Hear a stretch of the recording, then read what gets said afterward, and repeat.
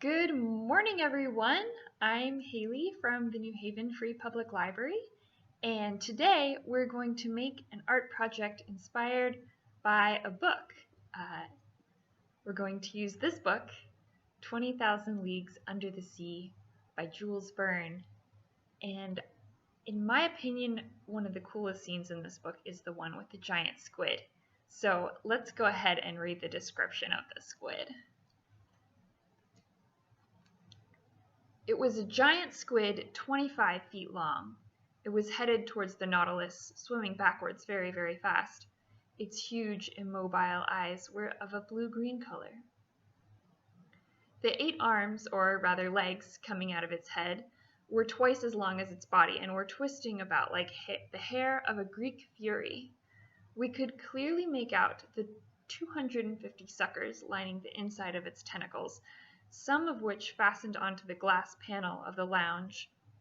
This monster's mouth, a horny beak like that of a parakeet, opened and closed vertically. Its tongue, also made of a horn-like substance and armed with several rows of sharp teeth, would come out and shake what seemed like a veritable cutlery. What a whim of nature! A bird's beak in a mollusk! Its elongated body, with a slight swelling in the middle, formed a fleshy mass which must have weighed between 40 and 50,000 pounds. Its color, which could change very fast according to the animal's mood, would vary from ghastly gray to reddish brown. What was irritating this creature? Undoubtedly it was the presence of the Nautilus, which was more formidable than it, and on which its arms and suckers could get no hold. Yet what monsters are such squid? What vitality the Creator has given them, and what vigor of movement. And to think they possess 3 hearts! We had encountered this mollusk quite by chance, and I didn't want to lose the opportunity of studying it carefully. I overcame my horror at the sight of it, and taking up a pencil, I started to draw it. And that is exactly what we are going to do right now. Do you have all your drawing supplies ready to go? Here we go! The giant squid lives deep, deep down in the dark ocean, so we're going to make our drawing on a black piece of paper.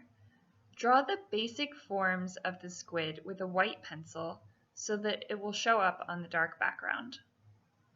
The giant squid has a long body called a mantle with fins at one end and the 8 arms coming off of the other end. It also has 2 longer tentacles which he can use to grab stuff. He also has a really big eye, so remember to leave a little space for that. Keep your arms loose while you draw and keep your pencil light on the paper at this point. Now that we have a rough outline, we're going to color our squid with oil pastels. These show up really well on the black paper, but if you don't have any, you can also use regular crayons. Those will also look pretty good. Jules Verne says the squid is changing colors between ghastly gray and reddish brown, so let's start with those colors. I hope my gray is ghastly enough. We can also add some dark blue and purple if we want to. I'm going to use little white dots to draw in the suckers on the squid's arms.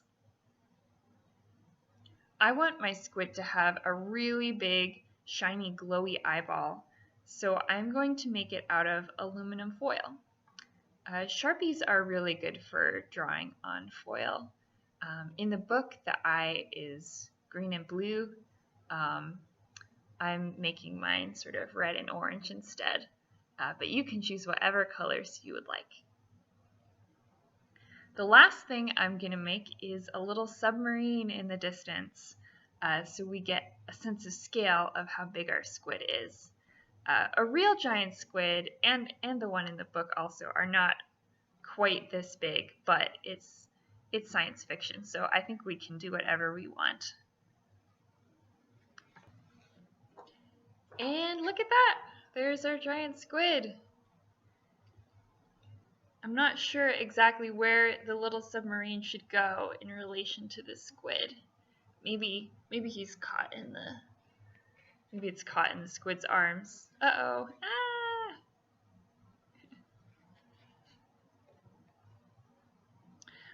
that's all I have for today.